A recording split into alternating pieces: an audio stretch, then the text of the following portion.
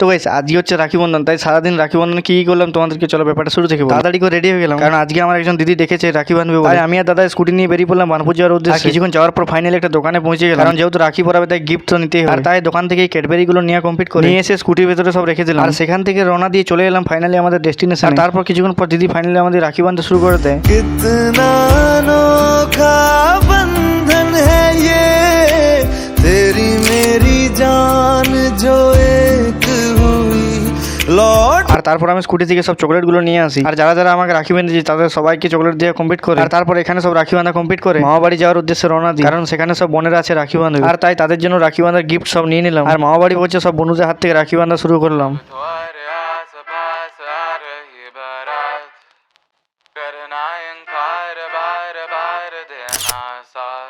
अब तुम्हारे आस-पास आ रही बारात, करना इनकार